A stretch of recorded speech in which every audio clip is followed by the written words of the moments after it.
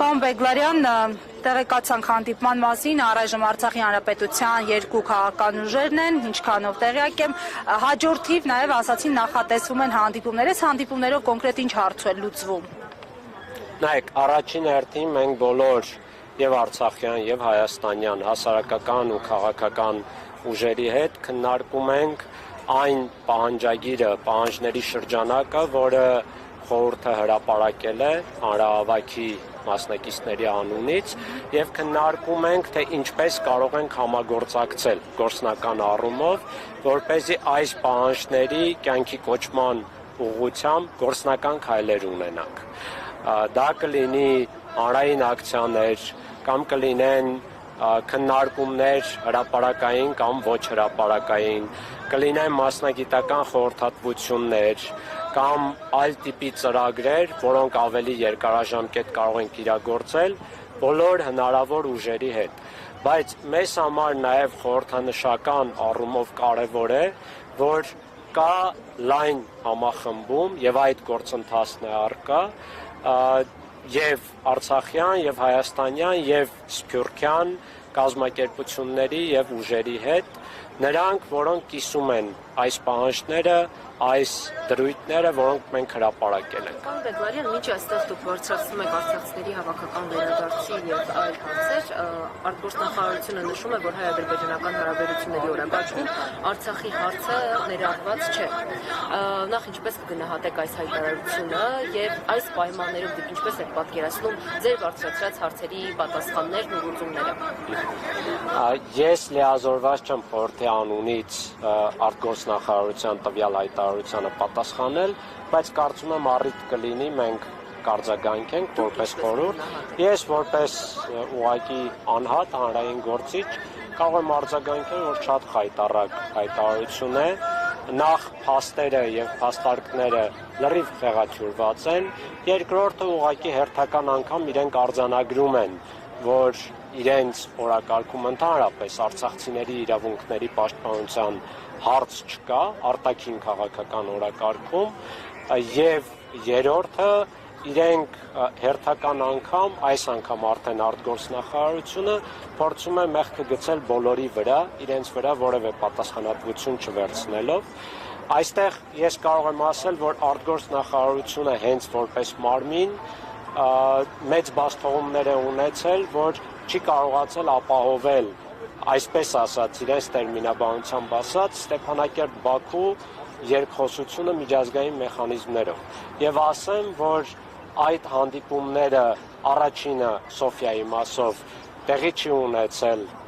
23 թվականի հունիսին, քանի որ միջազգային մեխանիզմ չկար, Ադրբեջանը պնդում էր երկկողմ հանդիպում, Հայաստանի Հանրապետությունը որևէ կերպ չի պնդել եւ չի աջակցել միջազգային մեխանիզմին, այնինչ իրենք էին դա հայտարարում, հիշում եք Միշելի գլխավորությամբ, տարբեր այլ ձևաչափերով եւ այլն։ Եվ մենք պահանջում էինք, որ պետք է լինի միջնորդների մասնակցությամբ միջազգային երաշխավորմամբ։ Երկրորդը, որը պետք է տեղի ունենար օգոստոսի 1-ին Բրատիսլավայում, մենք համաձայնվեցինք Արցախյան կողմը նույնիսկ երկկողմ հանդիպմանը առանց միջազգային մեխանիզմի, ադրբեջանական կողմը հուլիսի 29-ին առևանգեց Վագիվ Խաչատրյանին Կարմիր խաչի մեքենայից, որպեսզի վիժեցնի բանակցությունները, նույնիսկ դրանից հետո մենք պատրաստ էինք գնալ հանդիպման եւ արցախյան կողմի ներկայացուցիչները մինչեւ հուլիսի 31-ը սպասում էին թռիչքին, տոմսերը գնաց։ Հուլիսի 31-ին ադրբեջանական կողմը չեղարկեց հանդիպումը առանց որևէ պատճառի։ Եվ այսքանը իմանալով Հայաստանի արտգործնախարարությունը ուղղակի գցում է արցախյան կողմի վրա։ Եվ հաջորդը լուծարման ճակերտավոր հրամանագիրն է, որը իրեն գիտեն, որ հակասահմանադրական է, Շարամանյանը անձամբ հայտարարել է, որ հակասահմանադրական է,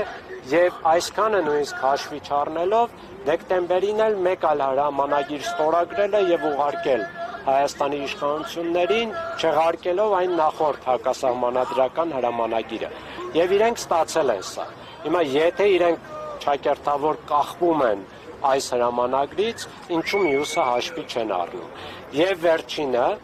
չունենալով նույնիսկ եթե չենք դիտարկում, որ այս հրամանագիրը հակասահմանադրական է եւ այլն, Չունենալով Արցախի հանրապետություն չի նշանակում, որ չկա Արցախի ժողովուրդ։ Կա Արցախի ժողովուրդ եւ կան Արցախի ժողովրդի հրատապ իրավունքներ ու կարիքներ։ Ինչպես են իրենք այս հարցը փակում, երբ ժողովուրդը առկա է եւ իրենց պատասխանատվության տիրույթում է ամբողջապես գտնվում Արցախի ժողովուրդը եւ հենց իրենց ձախողումների ու սխալների հետևանքով է Արցախի ժողովուրդը տեղահանվել եւ հիմա գտնվում Հայաստանի Հանրապետությունում։ Այսքանը։ Պարոն Բեգլարյան, նաև տեսնում ենք, որ արցախցիները այս վերջին շրջանում ակտիվացել են բավականին, նստածույցեր իրականացնում, հանրահավաք են իրականացնում, որը շատ հնարավոր է հետագայում վերաճվի նոր արցախյան շարժման, բայց տեսեք, մենք նոր արցախյան շարժում ենք ուզում սկսել, բայց սրան զուգահեռ տեսնում ենք, որ ամենաբարձր ամբիոնից հայտարարվում է, որ արցախյան շարժումը 1988 թվականին տեղի ունեցած շարժումը այլևս փակ է եւ հնարավոր է չէ վերադառնալ այդ նույն գաղափարին։ Ձեր մեկնաբանությունը, ձեր գնահատականը խնդրեմ։ Իրականում Արցախյան շարժումը որևէ մեկը չի կարող փակել, այդ թվում Նիկոլ Փաշինյանը, որքան էլ ազդեցիկ պաշտոնում լինի, Արցախյան շարժման առաջին այն շահառուն եւ սուբյեկտը Արցախի ժողովուրդն է։ Եվ Արցախի ժողովուրդը քանի կա, քանի Արցախի ժողովրդի հավաքական իրավունքների պաշտպանության եւ իրացման հարց կա, այնքան ժամանակ առկա է Արցախյան շարժումը։ Իհարկե խիստ անցանկալի ու դատապարտելի է, որ Հայաստանի Հանրապետության իշխանությունները բոլոր միջոցները տեղեկատվական, վարչական, քաղաքական, իրավական կիրառում են Արցախյան հարցը փակելու համար։ Այդ թվում միջազգային գանգատներից հրաժարվելով, վերադարձի իրավունքը որպես սպառնալիք ներկայացնելով, որևէ քայլեր չկատարելով, Ադրբեջանի հետ բանակցություններ չիրականացնելով եւ այլն եւ այլն։ Բայց ես համարում եմ, որ հայ ժողովուրդը որպես գլխավոր սուբյեկտ, հայ ժողովուրդը կարող է ցույց տալ, որ Արցախյան շարժումը շարունակվում է եւ մենք ակնկալում ենք բոլորս, մեր խորհուրդն էլ,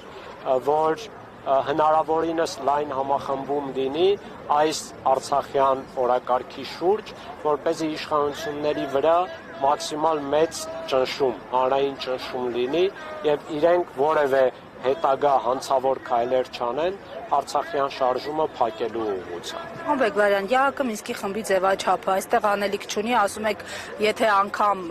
այդ հրամանագիրը համարենք, որ կա, Արցախի հարցը չի փակվում։ Ամեն դեպքում ԵԱՀԿ Մինսկի խմբի ձևաչափն էլ, եթե կա, թեկուզ պասիվ վիճակում, փաստում է, որ հակամարտությունը դեռ կա։ Ինչու որևէ այսպես արձագանք, թեկուզ գերիների հարցով, թեկուզ արցախցիների իրավունքների պաշտպանության հարցով չի լինում ԵԱՀԿ Մինսկի խմբի համանախագահ երկրների կողմից։ Նայեք, չի լինում, քանի որ Հայաստանի Հանրապետության իշխանությունները ցանկանում են փակել Արցախի հարցը, շատ հստակ է։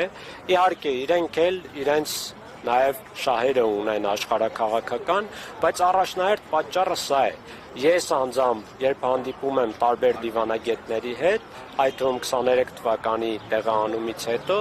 երբ տարբեր պահանջներ, ակնկալիքներ ու փաստարկներ եմ ներկայացնում, իրենց գլխավոր հակափաստարկն այն է, որ Հայաստանի իշխանությունները մեզ այդ հարցով չեն դիմել, եւ մենք ունենք երկկողմ ձևաչափ կամ բազմակողմ ձևաչափ, որի շրջանակներում ունենք օրակարգային հարցեր։ Եվ Հայաստանի իշխանությունները ուղիղ կերպով ասում են, որ Արցախի վերաբերող հարցերը, այդ թվում վերադարձի հարցը, մեր օրակարգի մեջ ներառված չէ։ Հետևաբար, եթե Հայաստանի իշխանությունները չեն դիմում, չեն պահանջում, ընդ որում լեգիտիմ կերպով, լեգալ կերպով, որ մեր հարցերը բարձրացվեն եւ գործուն քայլեր կատարվեն այդ ուղղությամբ, բնականաբար ԵԱՀԿ Մինսկի խմբի համանախագահները կլինեն, թե այլ գործընկեր երկրներ, իրենք չեն կատարելու իրենց պարտականությունները եւ Մինսկի խմբի համանախագահությամբ պայմանավորված եւ իդեպ նաեւ աշխարհի բարձրագույն դատական ատյանի ՄԱԿ-ի արդարադատության միջազգային դատարանի որոշումներով պայմանավորված, որոնք պարտադիր կատարման ենթակա են եւ որոնք իդեպ ընդունվել են Հայաստանի հայցերի հիման վրա։ Այսինքն Հայաստանը նույնիսկ այս որոշումներով էլ կաշկանդված է եւ նույնիսկ եթե միջազգային ատյաններից հայցերը հետ վերցնի, միևնույն է այս որոշումները առկա են եւ ուժի մեջ են։ Հետեւաբար միջազգային հանրությունը ունի անելիք, առաջնահերթորեն Հայաստանի Հանրապետությունը ունի անելիք։ Նայեք, եթե պետությունը միջազգային հայցերը հետ է վերցնում եւ անհատներն են արդեն իրենց հայցերով դիմում միջազգային դատարաններին, դա համարժեք իրավիճակ է լինում, այսինքն նույն կերպ է ընկալվում միջազգային դատարանների կողմից, հանրության կողմից, թե պետության կողմից հնչեցված բարձրաձայնված գանգատներն առավել ուժեղ են, այսպես ասած։ Կարող համարժեք լինել, անհամեմատ ավելի ուժեղ են պետության հայցերն ու պետության հայցերի հիման վրա ընդունված միջազգային ատյանների որոշումները, ընդ որում հաշվի առեք, որ անհատները չեն կարող դիմել ՄԱԿ-ի արդարադատության միջազգային դատարան։ Սա միայն միջպետական գանգատների ներկայացման հնարավորություն ձևաչափ ունի, մենք կարող ենք դիմել միայն մարդու իրավունքների եվրոպական դատարան որպես անհատներ եւ ՄԱԿ-ի կիսադատական եւ ոչ դատական ատյաններ, որոնք ավելի թույլ մանդատներ ունեն եւ ավելի դժվար է այս մեխանիզմներով պայքարել մեր իրավունքների պաշտպանության համար։ Սակայն ես կուզեի մի բան վերջում արձանագրենք, որ մենք Արցախի թեման եւ Արցախի ժողովրդի իրավունքների հարցը չպետք է ամբողջապես կախվածության մեջ դնենք Հայաստանի Հանրապետության պետական եւ իշխանական դիրքորոշումներից ու գործողություններից, որովհետեւ հստակ է, որ այս իշխանությունները առավելագույնը անելու են, որ եւ հիմա եւ ապագայում հնարավորինս փակեն Արցախի հարցը։ Եվ իրենք ինչ էլ անեն, մենք պետք է ուղղակի ցույց տանք, որ Արցախի ժողովրդի իրավունքները առկա են եւ շատ ավելի հրատապ են դառնում այդ իրավունքների պաշտպանության հարցերը։ Եվ Արցախի ժողովուրդը քանի կա եւ քանի կան տարբեր ձևաչափեր, Արցախյան պետական ինստիտուտներ, հասարակական կազմակերպություններ կամ կոալիցիաներ կազմակերպությունների կամ քաղաքական ուժեր, որոնք պայքարում են մեր իրավունքների համար, այդքան ժամանակ Արցախի օրակարգը բաց է մնալու, մինչեւ ես անկեղծորեն ասեմ, չեմ հավատում, որ ներկայ իշխանությունները այն դիրքորոշումները կունենան, որոնք գոնե ես պատկերացնում եմ եւ դրա համար ես համարում եմ, որ մենք պետք է ուղղակի բարենպաստ պայմաններ ունենանք եւ կրակը վառպահենք, մինչեւ նոր իշխանություններ լինեն եւ նոր դիրքորոշումներ լինեն Հայաստանի Հանրապետությունում։ Սա իմ անձնական դիրքորոշումն է։ Այսինքն հնարավոր համարում եք այլ աշխարհակաղակական իրավիճակում, այլ իշխանությունների պարագայում հայկական Արցախի էջը վերաբացվի։ Այո, հնարավոր համարում եմ եւ դա կախված է մեզնից։ Որքան մենք եւ արցախցիները եւ ամբողջ հայ ժողովուրդը մեր պայքարը շարունակենք, բոլոր հնարավոր քաղաքական, իրավական, տեղեկատվական ձևերով այս թեման տակ պահենք, հնարավորինս հետամուտ լինենք մեր իրավունքների պաշտպանությանը, նախ այնքան այս իշխանությունները ավելի դժվար կփակեն Արցախյան օրակարգը, բ այնքան ավելի հնարավոր կլինի բարենպաստ միջավայրում եւ աշխարհակաղակական եւ ներքաղաքական ավելի լուրջ հաջողությունների հասնել, այդ թվում հասնել մեր հավաքական վերադարձին։ Շնորհակալություն, պարոն։ Ձեզ նույնպես։